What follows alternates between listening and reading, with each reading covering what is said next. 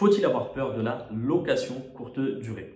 Il y a 3 points d'inquiétude quand on se lance dans cette activité qui est la location courte durée. Le premier point, c'est la réglementation.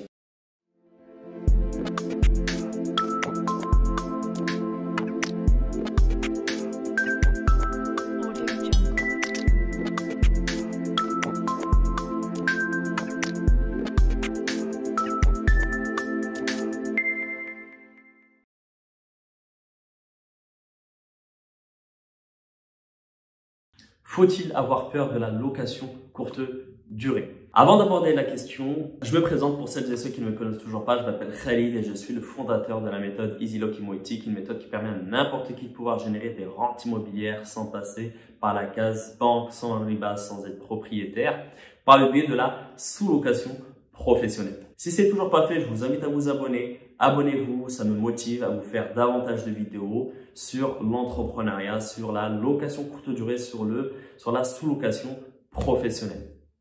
Maintenant, on va aborder la question, faut-il avoir peur de la location courte durée?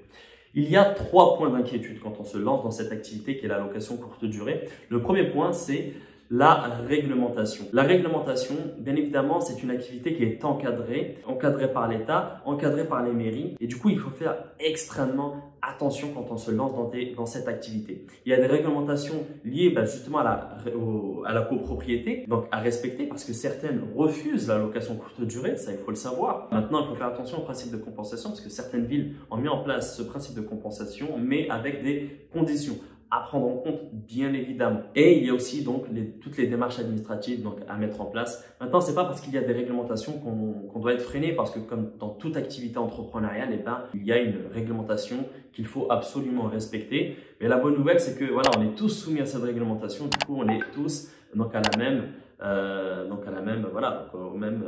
même stade. Le deuxième point d'inquiétude, c'est la concurrence. Et oui, il y a des concurrents. Maintenant, il faut se démarquer de la concurrence en réalité. Il faut se démarquer de la concurrence. Comment se démarquer de la concurrence?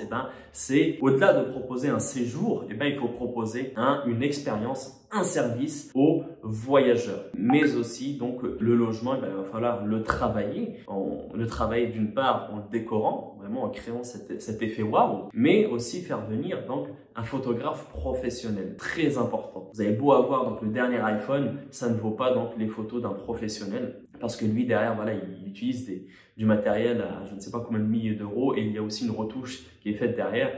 Et n'oubliez pas que voilà, c'est votre vitrine, c'est la photo d'accroche. Si la photo d'accroche n'est pas terrible, votre taux de clic va être très très faible. Qui dit donc un taux de clic faible, forcément, il n'y aura pas autant de demandes. Donc l'objectif, c'est d'avoir donc un maximum de demandes. Pour cela, les photos professionnelles et aussi créer une expérience, créer un vrai service dans le logement. Ça, c'est le deuxième point. Concernant le troisième point, ce sont les litiges. Les litiges. Évidemment, donc on peut tomber avec un locataire mal intentionné, donc un voyageur qui retourne l'appartement. C'est quelque chose qui peut arriver dans notre activité, malheureusement. Maintenant, si on respecte bien les réglementations, si on fait les choses proprement, la bonne nouvelle, c'est que derrière, on est couvert.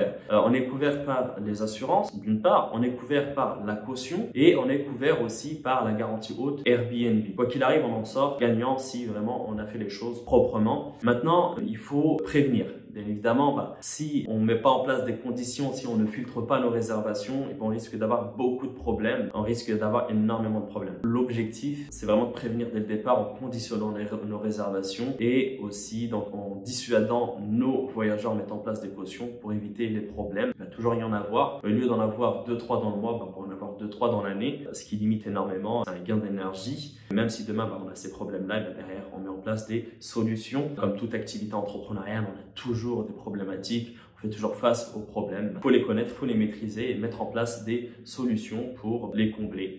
Voilà, j'espère que cette vidéo vous aura plu.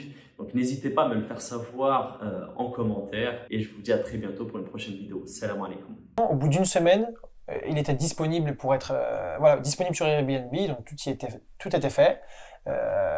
Et en moins de 24 heures, on a eu la première réservation.